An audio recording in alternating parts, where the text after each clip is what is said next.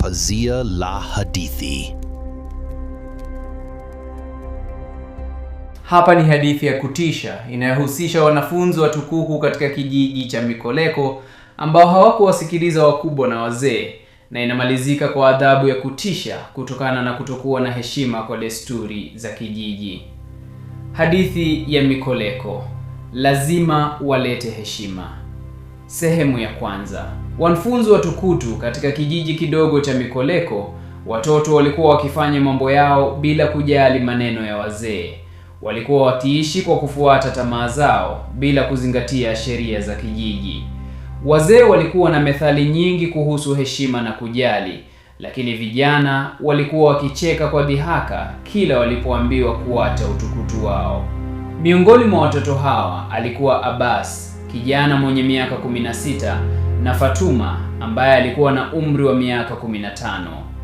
Wote walikuwa wakifanya kazi ya shuleni, lakini wakati wa likizo walikuwa wanajitahidi kuchafua kijiji kwa kufanya maovu na kuwadhihaki wazee. Walikuwa wanacheka na kuingia kwenye milango ya nyumba za wazee na kufunga milango bila idhini na kurudi kucheka kwa sauti kubwa. Abbas na Fatuma walikuwa wakicheka kwa sauti kubwa wakicheka kwa dhihaka wanaposhuhudia wazee wa kijiji wakijitahidi kufanya kazi za shambani. Hawa wazee hawawezi hata kutunza shamba lao, alisema Abbas kwa kicheko. Hizi methali zao ni za kupoteza muda. Fatuma alicheka kwa dhihaka. Sehemu ya pili. Onyo la mzee mzito. Kijiji cha Mikoleko kilikuwa kimejaa hadithi za zamani, na wazee walikuwa na ujuzi mkubwa wa jinsi ya kujilinda dhidi ya mizimu na roho za zamani. Mzee mzito aliyekuwa na umri wa miaka 90 alijua kwamba watoto hawa wanahitaji kujifunza heshima. Alijua kuwa ikiwa wangekataa kusikiliza, madhara yangeweza kuwa makubwa zaidi kuliko wanavyofikiria. Mzee mzito alikusanyika na wazee wengine na akaenda kwa Abbas na Fatuma.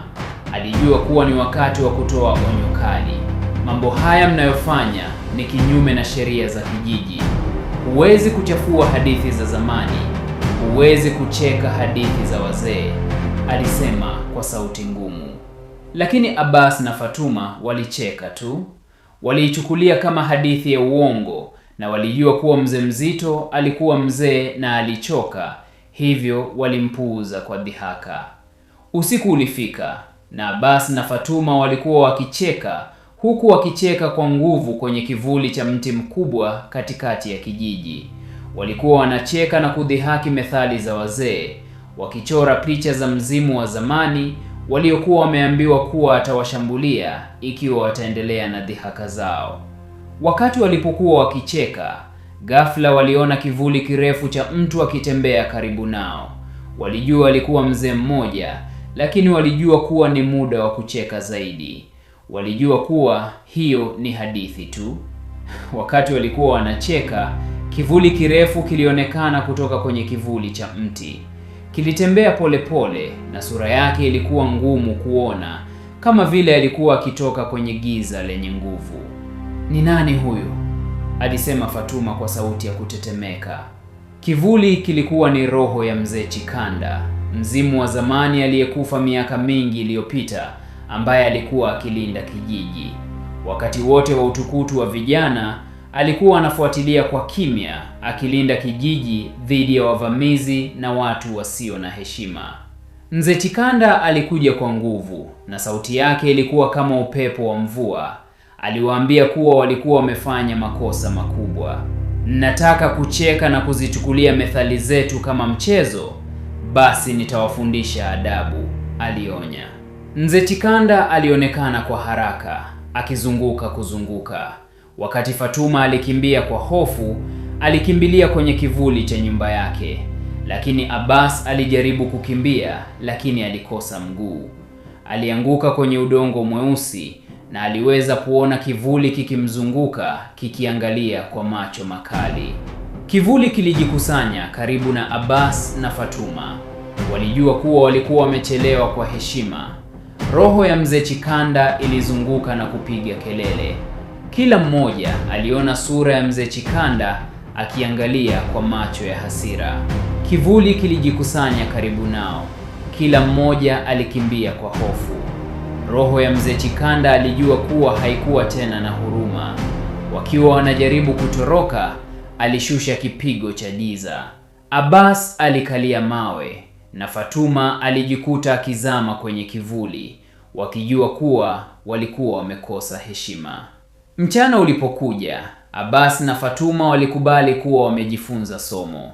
Walikuwa wamefahamu kwamba kijiji cha Mikoleko kilikuwa na nguvu za kipekee na kwamba wazee walikuwa wanajua zaidi kuliko wao. Wote walikubaliana kutokufanya tena utukutu na walijua kuwa ili kuwa na amani kijijini ni lazima walinde heshima za zamani. Abbas na Fatuma walijua kuwa wamekosa heshima. Walikubali kwa aibu na maumivu kwamba walikuwa wamejifunza somo kubwa. Walielewa kuwa kijiji chao kilikuwa na nguvu zaidi kuliko walivyofikiria, na ilibidi waonyeshe wazee heshima yao, kwa sababu katika Mikoleko hakuna atakayeweza kuchukua michezo ya zamani kirahisi. Endelea kufuatilia Pazia la Hadithi kwa simulizi nyingine. Usisahau kusubscribe, kushare na kubonyeza alama ya kengele. Hadi wakati mwingine.